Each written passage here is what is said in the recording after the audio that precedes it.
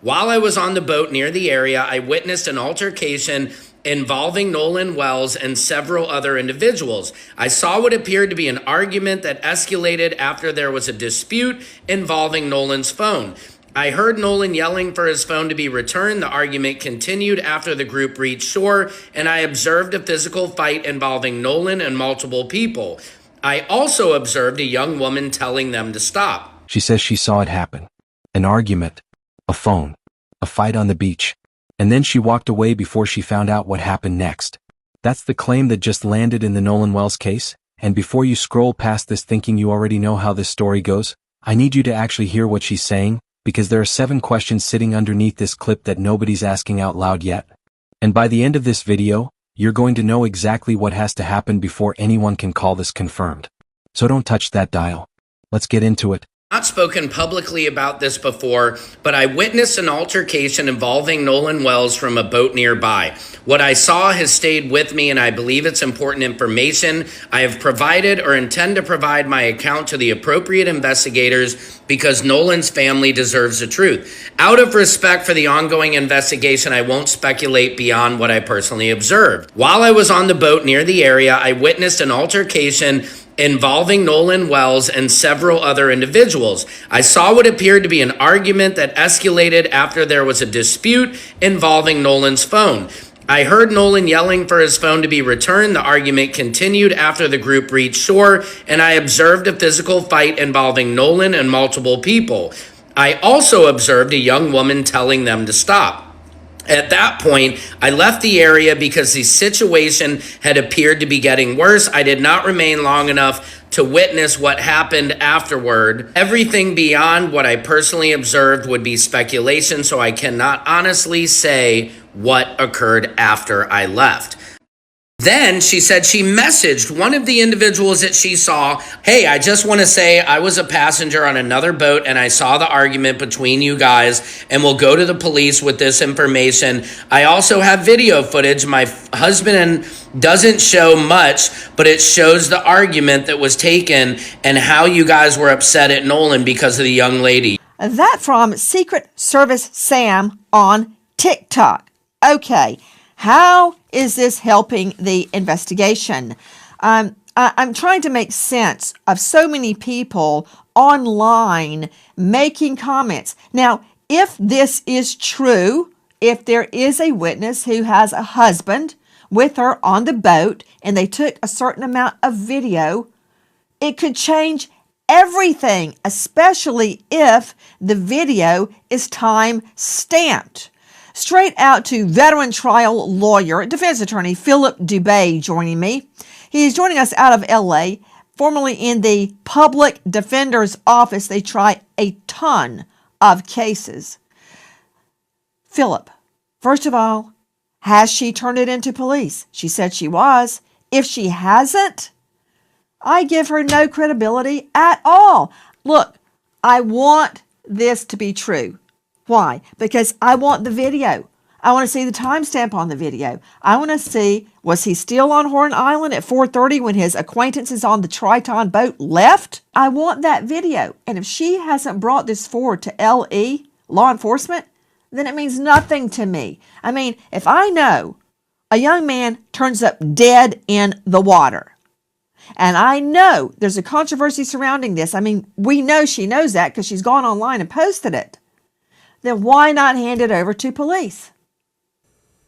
Agreed. And it should go to the grand jury for part of their investigation.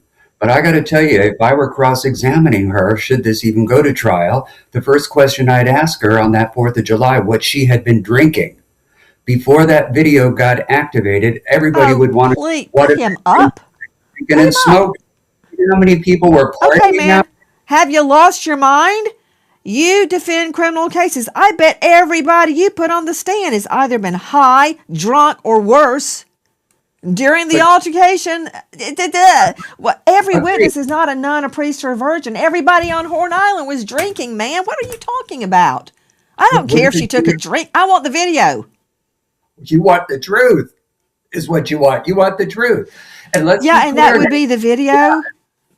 Remember, Nancy. Okay. I is not consistent with Brandon the Tatum is joining us. So after all that, all you have to say is, was she drinking? That's your takeaway from that? Joining me is Brandon Tatum, former police officer, Tucson, now star of The Officer Tatum on YouTube, who famously has interviewed the acquaintances who all say they had nothing to do with it. Let's just put that out there. He's interviewed them extensively. I want to talk about not what you want to talk about, Brandon Tatum, which is they had nothing to do with this, because I met them and I believe them. So noted. Can we talk about a potential witness to an altercation? And she seems to suggest it was over Katie. Why? Don't know what the altercation was. Maybe it was, hey, leave her alone and get on the boat. Or leave her alone, she's my girlfriend. Or it could be anything. But if there is a witness placing Nolan seemingly in the water, I can't tell that, but having an argument with another person, a partier at Horn Island, that is significant. It could prove or disprove your friend's timeline. Well, Nancy, I think that it's a big obstacle to climb here because I've never heard of this altercation whatsoever. Nobody that I've talked to have alluded that this altercation was real. And also Katie, whom I saw her text messages, she didn't even say this altercation occurred. What I will say is that if I was an investigator in this investigation, I want to hear that. I want to be able to compare that information to other things that we may have or other witness statements. But I don't think it's significant because it doesn't show if Nolan Wells was actually killed in that altercation. She's claiming that there was an altercation between him arguing with somebody else. There was a potential fight, but that doesn't get me to how did he drown? How did he get in the water? And how did he not recover and come home to his family? So I would take that into consideration. I would compare that to the other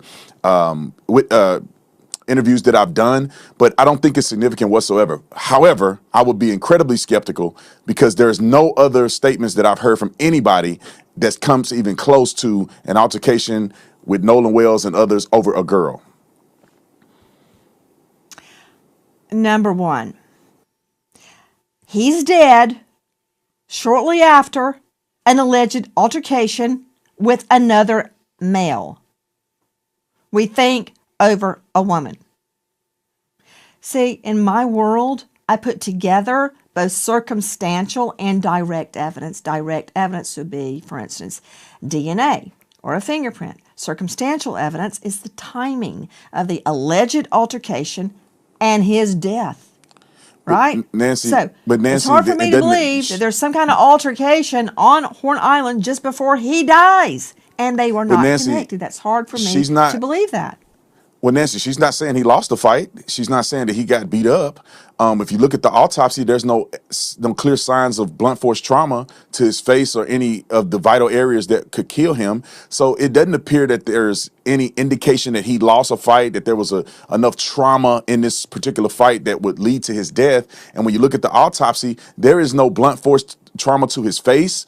There is no lacerations or damages to the back of his head. This is redness that was underneath the skin. Oh, wait, are you looking at the screen? Because I'm looking at a big red mark on the back of his head. Yeah, but this is underneath the skin. This is not a big red gash that's in the back of his head, which would be consistent with blunt force trauma. This is something that occurred underneath the skin that could have been from pooling of blood after his death due to, Okay, I need to explain something.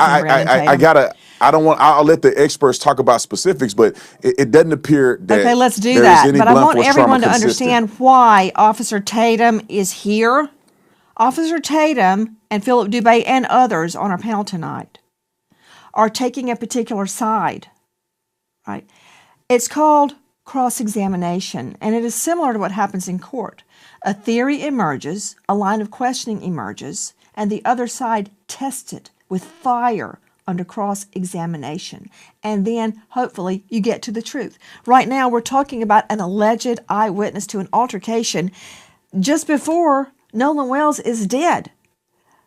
If she has not handed this over to the police, it doesn't mean a hill of beans to me. But Tatum has a good idea, and that is, let's let an expert discuss it. To Joseph Scott Morgan, death investigator, professor of forensics, Jacksonville State University. You can see him now on a hit podcast. It's on YouTube, Body Bags with Joseph Scott Morgan.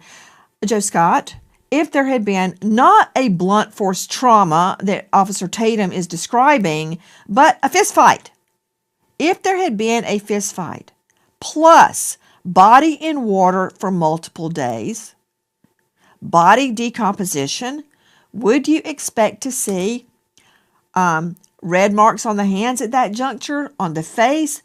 What would you expect if there had been a fisticuffs? Yeah, you would see, well, first off, above discolored areas, like consistent with contusions. If there are facial strikes or just body blows, you can actually see abraded areas over the surface of his fingers, and these are very subtle sometimes. And if there is decomposition, which we believe there is, particularly per the second autopsy that was performed, he didn't make note of this. And can I go one more step with this? And this is kind of graphic, but people need to understand this. This physician that did the second autopsy actually did what's referred to as a coronal sectioning of the face. So there were multiple incisions made into Nolan's face in this autopsy, this second autopsy. And this guy didn't see anything. He didn't see anything that was of import relative or indicative of blunt force trauma. And I would think that if there was contact, particularly if he's fighting a group of people, these sorts of things, you're going to have injuries probably on the leading edges, or what we refer to as the blade of the arm right here on the forearm, the back of the hands, the knuckles, those points of contact. And certainly if there's facial strikes going on with him, which we find with blunt force trauma many times with fisticuffs, as you say, you'll see these strikes, you'll see marks on the face. There's nothing to indicate that in the second autopsy. Now, what the state has, I don't know, but I do know this. I know they're saying they're done with the autopsy and that it's complete, which means the gross findings in the autopsy room, the tox, the histology, that means that autopsy report is complete. They just hadn't released their findings yet. And speaking of that, Joe Scott Morgan, I've heard the same, that the autopsy is complete. Yeah. There are reports that there is no cocaine in Nolan's system. That's uncorroborated reports. Okay. But a good source. No cocaine in the system. Yep. Joe Scott, when the body has been in the elements, such as the water, for that long, how can I confirm if he had been drinking or not? Oh, you can still pull a BA, blood alcohol, or blood ethanol level, as it's referred to. And again, Nancy, we're not talking about someone that has been down for weeks and weeks. We can still do the BA, and it can come from urine, blood. We can still draw urine and find it pretty effectively. You'll have what's referred to as qualitative. We've talked about this before, and I know you understand that, but so our friends understand. You have a qualitative amount, which they say, yes, it is present. And then you have a quantitative amount where they do the measurement of the BAC, the blood alcohol content. Just think about DWI, DUI, wherever you're from, those levels. And then we get up to those lethal levels. That's really what I'm interested in relative. And yeah, I'm interested in any of the other toxicological findings you might have relative to anything illicit or illicit drugs, but particularly with alcohol, because that has been kind of this thing that has been said over and over and over again. Well, let me see it. I want to know what the blood alcohol level was like.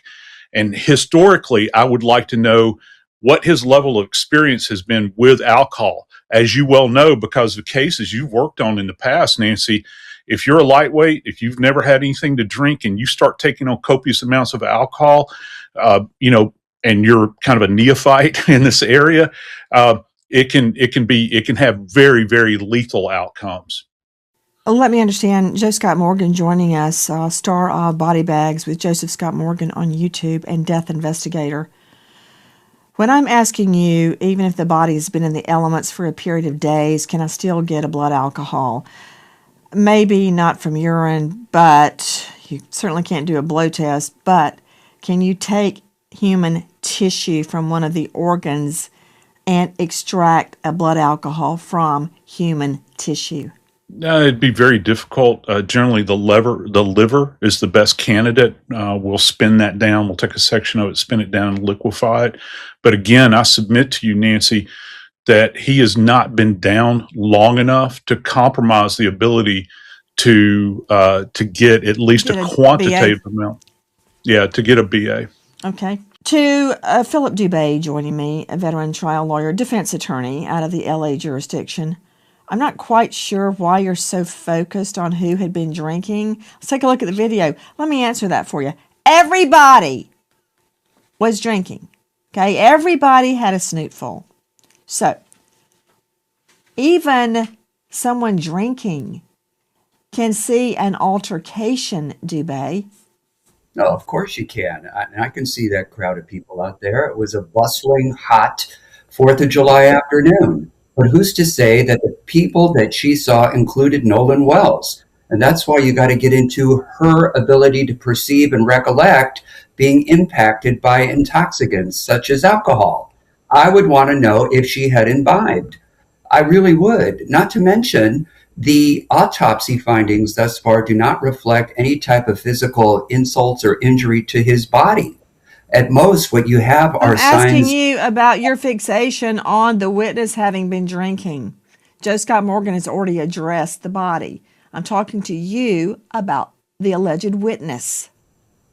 Yeah. If she had in fact been drinking, I do believe, unless they really have a video showing him in HD quality, showing that he was in a fight, then I would call her ability to perceive, recollect, and even state that there was an altercation going on in her presence. You know, Brandon Tatum joining us, Officer Tatum on YouTube. I've cross-examined a lot of witnesses, and I cross-examined them exactly on that. How far away were you? Did you know the target? Were you familiar with them? Was your vision obstructed by anything? Were you wearing glasses? Were you wearing sunglasses? What time of the day? I mean, I could go on and on. But unless you have a nun, a priest, or a virgin on the stand, or maybe Angel Gabriel might come down and testify, you have to take your witness as you find them. And I'm sure you've had a lot of drunk witnesses in Tucson, to everything from a bar fight to a murder to a dope deal. Look, I'd say a good 50% of witnesses were drunk at one time or the other. That doesn't mean they didn't see what they saw. Well, from a law enforcement perspective, this is not cross-examination on the stand. This is us. What I would deal with a witness is right on the scene. And I'm not too concerned of whether the person is drunk or not. I'm not going to test their blood alcohol level on the scene. I want to know specifically, what did you see? What are the identifying markers that you have to say that this is Nolan? If that person can describe them, maybe we'll do a show up. If we have like a video or a picture or something, we can show them and say, hey, does this match the person you think that was here? Then we'll have a good perspective. But there is a challenge here, because you do have to identify him. You can't just say it was a black man out there with curly hair and I think it was Nolan. You're going to have some clear identifying markers that this is Nolan, and then you have to identify the people he was fighting with and the girl. And I think this person is going to have a big challenge. I saw this text message. We reached out to the girl on her social media. She never responded to us. I don't know if she ever really sent it in to the police, but it is problematic, in my opinion, if she hasn't. If you're going to say somebody is going to spend time in jail, or you are alluding to the fact they've committed a crime, and the fact now that we know that Nolan did not survive being out there at Horn Island, and you never submitted that to law enforcement, there's a potential that's tampering with evidence. If you have evidence of a crime and you're withholding that from law enforcement, and you knowingly and intentionally are doing that, that could be very problematic for a person who claimed to be a witness. No. Morally, it's wrong, but there is no duty under the law that you have to report yourself as a witness, that you have to volunteer information. You can stand on the side of a pool and watch somebody drown and do nothing unless you have a fiduciary capacity, and it's not a crime in our jurisprudence. So nothing is compelling her under the law to come forward. However, interesting, she did post it. She did identify herself. She did say she was going to police, and that would be my first line of cross. Did you take this to the police? And if she said no, all HELL Well, break out in that courtroom. If you have information like this and you don't go to the police, no, Nancy, no, fur would fly. Fur would fly. You ever seen a dog fight? That's what I mean by that. Fur would fly. So that would be a line of cross-exam.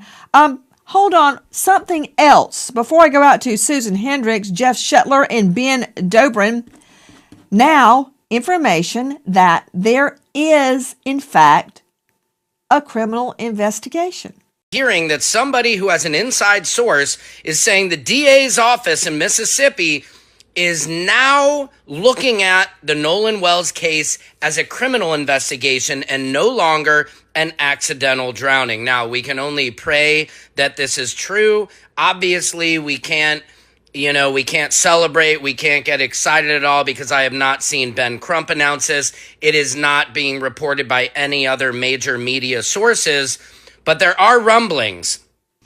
From Sam Crouppen. All right. I would like to point out that his source is a, quote, little birdie. Little birdies are saying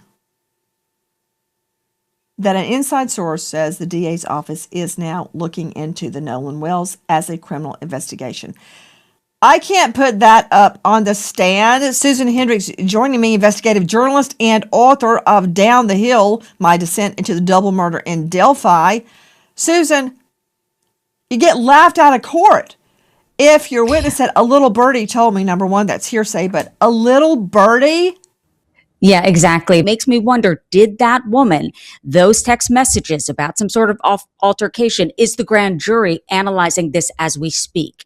Because finally the DA came out and said, look, I can't release anything that's going on, but let it be clear, and I'm paraphrasing, that we are investigating this with a grand jury. Susan Hendricks, you're absolutely right. She states most recently, this is the elected district attorney, my obligation and commitment is to present the grand jury with all the evidence collected in the case in order for them to reach a decision based on a thorough investigation, complete evidence presentation, the actual truth, and an understanding of the law.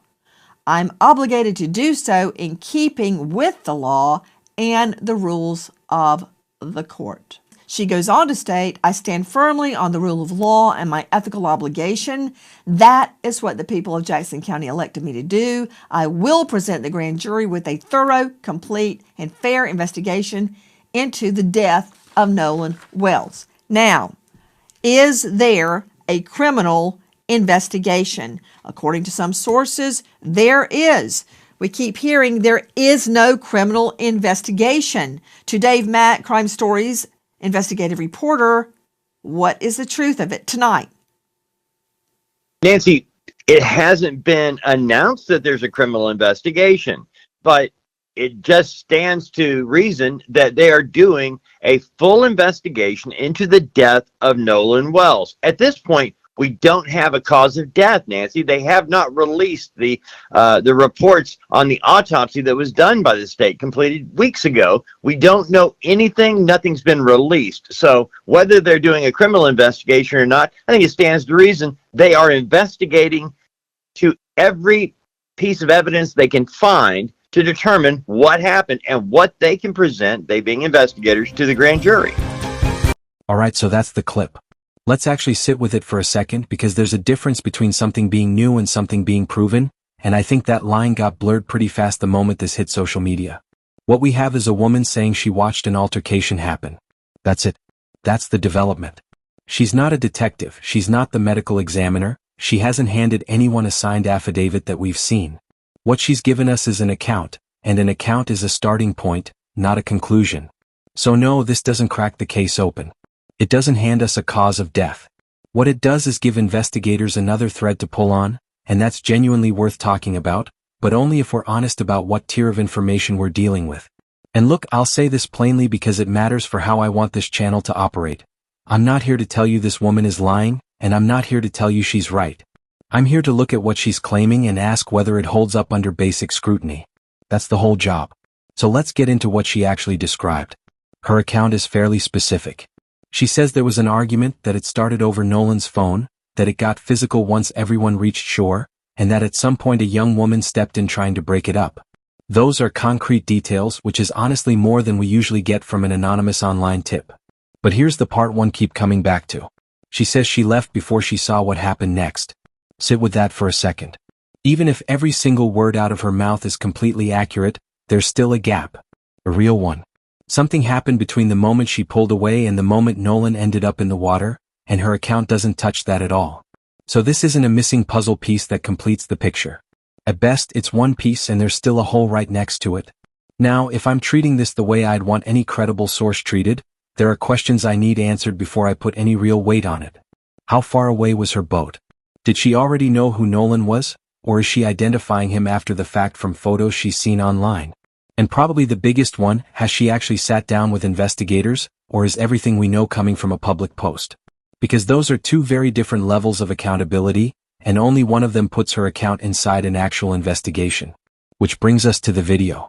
She's saying her husband recorded something, and she's upfront that it doesn't capture much.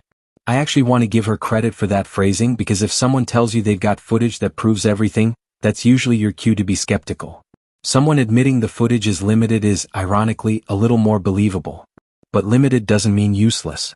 If there's a timestamp on that file, if you can make out a boat in the background, if a voice is audible, any one of those things could help nail down a location or a moment in time even without showing the fight itself. That's how investigators actually use partial evidence.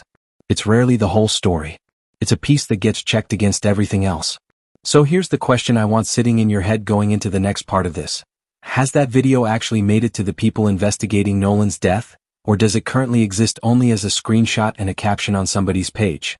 Because until it's in the hands of investigators and authenticated, it's not evidence. It's a claim about evidence. And that distinction is going to matter a lot as this story keeps moving. So let's talk about this video for a second, because I already know how this is going to get treated online. Within an hour of this clip going up, somebody's going to slap "smoking gun video found" on a thumbnail, and I want to get ahead of that right now because that's not what we're dealing with. She's saying her husband recorded something, and her own words are that it doesn't show much. I actually think that's worth pausing on, because think about how these claims usually go. Someone comes forward saying they've got video that proves everything, that settles it, that you have to see. That's usually your first red flag. But somebody telling you up front, this doesn't capture the whole thing, that's a smaller claim, and smaller claims are actually easier to believe. Here's the thing though, limited doesn't mean worthless. A few seconds of shaky phone video can still do a lot of work if the right details are in frame. A timestamp. A boat you can identify in the background. A voice you can match to someone. Even just confirming Nolan was physically at that location at that moment, that alone would matter, because right now his location during parts of that day is exactly what's in dispute. So before anybody declares this case cracked open, here's what actually needs to happen. That footage needs to end up in the hands of investigators, not just sitting in a Facebook post collecting comments.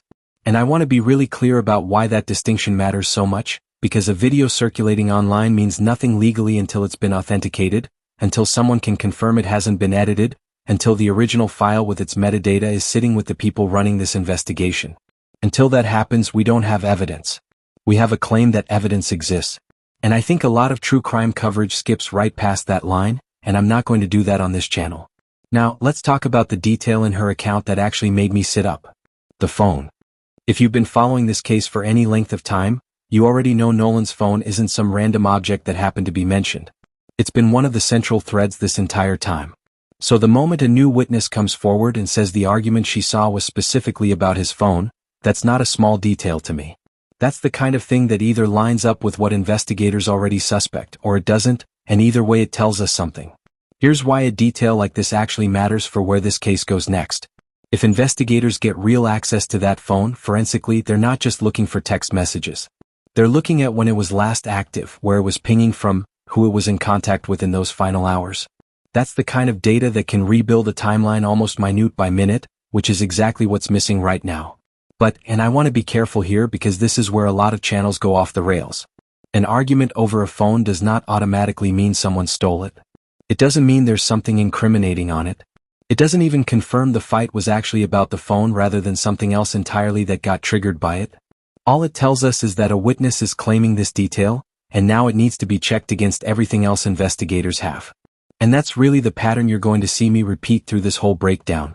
A claim comes in, we ask what it would take to confirm it, and then we wait for that confirmation instead of running with the headline. Let's keep going because the next part of this story is where the timeline itself starts to get complicated. Now let's get into the timeline because this is where things start to genuinely conflict, and I think this is actually the most important part of the whole story. On one side, we've got GPS data reportedly showing a boat leaving Horn Island around 4:30. On the other side, we've got claims, separate from anything in this witness account, that Nolan was seen on the island later than that 5, maybe 6 o'clock. Those two things cannot both be fully accurate. One of them is wrong or incomplete or being misread, and that's not a small gap. That's an hour or more where the story changes depending on which version you believe. And here's the point I really want to make because I think this is where a lot of coverage gets it backwards. When investigators run into two pieces of information that contradict each other, the job isn't to pick whichever one supports the theory you already like. The job is to figure out why they disagree in the first place. Maybe the GPS device wasn't with the person everyone assumes it was with. Maybe a witness is off on the time because, honestly, nobody's checking their watch during a holiday weekend on the water. Maybe there's a completely separate boat involved that hasn't been accounted for yet. All of those are possible, and none of them get ruled out just because one version feels more convenient for the story. That's genuinely how good investigative work happens. You don't collapse the contradiction by ignoring half of it. You sit inside the contradiction until you understand it. Which brings us to the autopsy because I think this is where the clip we just watched blurred two very different things together, and I want to pull them apart clearly. There's a difference between a forensic expert saying, here's generally what I'd expect to see if someone had been in a physical altercation, and the actual state autopsy report saying, here's what we observed on this body. The first is expert opinion. It's useful, it's informed, but it's speculative by nature because that expert hasn't examined Nolan directly. The second is case-specific findings, and that's the thing that actually carries weight in an investigation. Right now, from what's being reported, the state autopsy is complete, but the findings haven't been released publicly. Which means anything you're hearing about trauma, injuries, or what was or wasn't in his system is unconfirmed either way. Not confirmed to be there and not confirmed to be absent. We're in a holding pattern until that report actually comes out, and I think it's important to say that plainly instead of filling the silence with speculation just because the silence is uncomfortable. So where that leaves us right now is two open threats. A timeline that doesn't fully line up yet, and an autopsy that exists but hasn't spoken. Let's keep moving because there's still more in this clip worth pulling apart.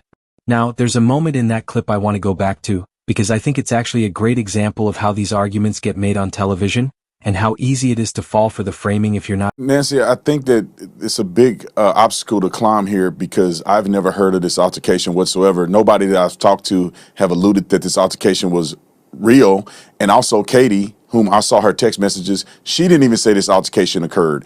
What I will say is that if I was an investigator in this investigation, I want to hear that. I want to be able to compare that information to other things that we may have or other witness statements. But I don't think it's significant because it doesn't show if Nolan Wells was actually killed in that altercation. She's claiming that there was an altercation between him arguing with somebody else. There was a potential fight, but that doesn't get me to how did he drown? How did he get in the water? And how did he not recover and come home to his family? So I would take that into consideration. I would compare that to the other interviews that I've done, but I don't think it's significant whatsoever. However, I would be incredibly skeptical because there's no other statements that I've heard from anybody that comes even close to an altercation with Nolan Wells and others over a girl. Number one, he's dead shortly after an alleged altercation with another male. We think over a woman. See, in my world, I put together both circumstantial and direct evidence. Direct evidence would be, for instance, DNA or a fingerprint. Circumstantial evidence is the timing of the alleged altercation and his death. Right? Nancy, so it's hard for me to believe that there's some kind of altercation on Horn Island just before he dies. And they were not connected. That's hard for me to believe that. Well, Nancy, she's not saying he lost the fight. She's not saying that he got beat up. If you look at the autopsy, there's no clear signs of blunt force trauma to his face or any of the vital areas that could kill him. So it doesn't appear that there's any indication that he lost a fight, that there was enough trauma in this particular fight that would lead to his death. And when you look at the autopsy, there is no blunt force trauma to his face. Paying attention. The defense attorney's whole move was basically, was she drinking? And look, that's not a crazy question to ask. But watch how it got used. It wasn't was she drinking, and here's how that specifically affected what she could see from that distance. It was just, was she drinking, said like that alone settles it. And that's not how reliability actually works. Think about it logically for a second. If having a drink automatically disqualified a witness, half of every holiday weekend incident report in the country would be thrown out. That's obviously not the standard anyone actually uses. What investigators look at is much more specific than that. How far away was she? How long did she actually watch this unfold? What was the lighting like at that time of day? Did she already know who Nolan was, or is she matching a face to a name after the fact? Those questions tell you something real about whether her account holds up. Just asking did you have a drink and treating the answer as a mic drop, that's a courtroom tactic, not an actual test of the truth. I want you to notice that pattern going forward because you're going to see it a lot as this case continues. Someone finds one detail that sounds damaging, and they use it to end the conversation instead of actually examining it. That's not analysis. That's theater. Now let's talk about something that's been floating around because I think it needs actual context instead of just excitement. This idea that the case has moved to a grand jury. Here's what that phrase actually means, and just as importantly, what it doesn't mean. A grand jury referral means prosecutors are organizing evidence and presenting it for review. That's it. It is not a criminal charge. It is not an arrest. It is not confirmation that a crime has been established. It's a procedural step, and procedural steps happen even in cases where things ultimately don't lead anywhere close to what people online are already assuming. So if you see a headline treating this as though the case is basically solved, that headline is getting ahead of what this word actually means. And I want to address the other thing people keep bringing up, which is why isn't more information being released publicly? Because I think in the absence of an explanation, people tend to assume the worst, and that's not always fair.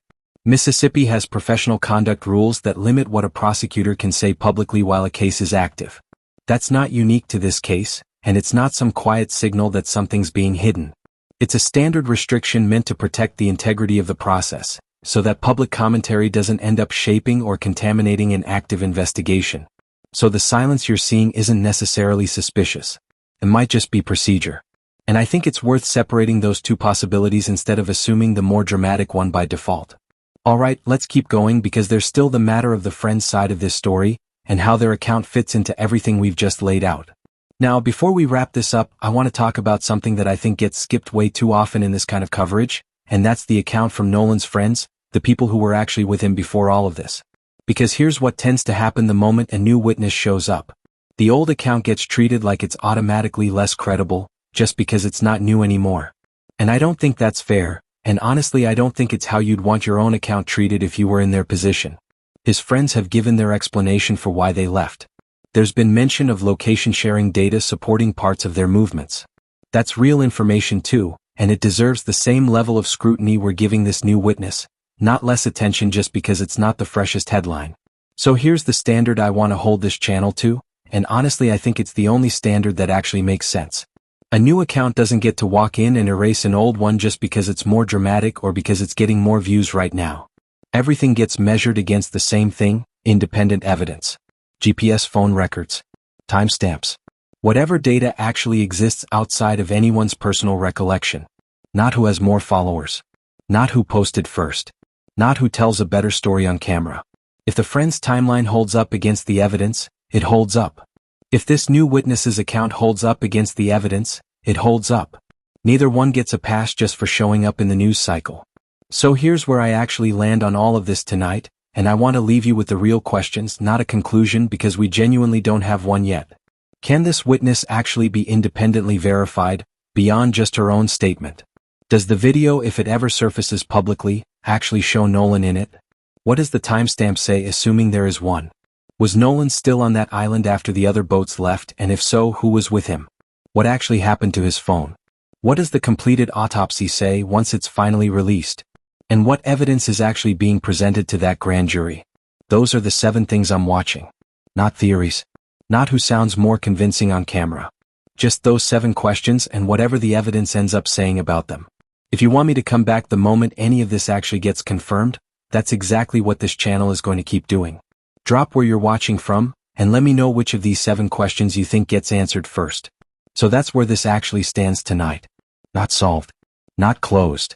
7 real questions and a family still waiting on every single one of them. Here's what I need from you. If you made it this far, you already care more about getting this right than 90% of what's floating around online about this case, so hit subscribe and turn your notifications on, because the moment that autopsy drops, the moment this video gets authenticated, the moment anything on that list gets answered, I'm breaking it down here first, in this same format, evidence over assumption. Drop a comment telling me which of those 7 questions you think gets answered first. Share this with somebody who's been following Nolan's case and getting fed nothing but theories. And if you believe stories like this deserve actual scrutiny instead of a headline and a guess, hit that like button, because it's genuinely how this channel grows enough to keep covering it properly. We're not here for a verdict tonight. We're here to keep asking the right questions until somebody has to answer them. I'll see you in the next one.